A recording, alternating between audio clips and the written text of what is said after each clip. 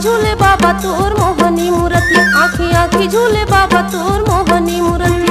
ज्ञान के पिटारा धरे गली गली बोले तो ही लखुले, हाँ हाँ तो ही लखुले बाबा तोर मोहनी मूर्ति, आँखी आँखी झूले बाबा तोर मोहनी मूर्ति। एसबी कैसेट्स पेश करते हैं नया ऑडियो वीडियो एल्बम बाबा जी के वंदना।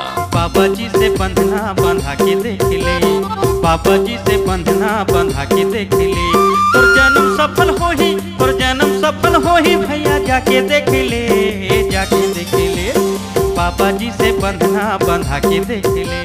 भगवती तांडेश्वरी और परदेसी बाबू के स्वरों का जादू आज ही ले आइए एसबी कैसेट्स पर नया ऑडियो वीडियो एल्बम बाबा जी के वंदना।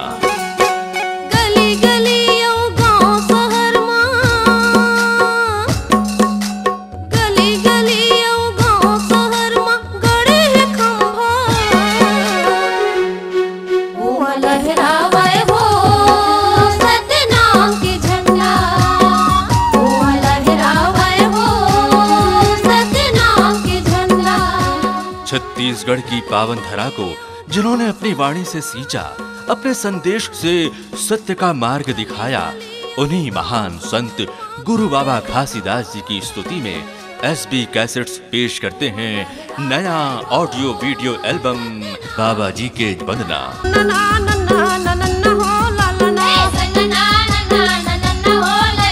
सन्ना मोरे नन्ना नन्ना हो ललना, सन्ना मोरे नन्ना नन्ना हो ललना, सन्ना नन्ना नन्ना हो ललना, सन्ना नन्ना हो ललना, सन्ना नन्ना नन्ना हो ललना, सन्ना नन्ना नन्ना हो ललना, सन्ना मोरे नन्ना नन्ना हो ललना, सन्ना नन्ना। आज ही ले आइए एसबी कैसेट्स पर नया ऑडियो वीडियो एल्बम बाबा जी के वंदना।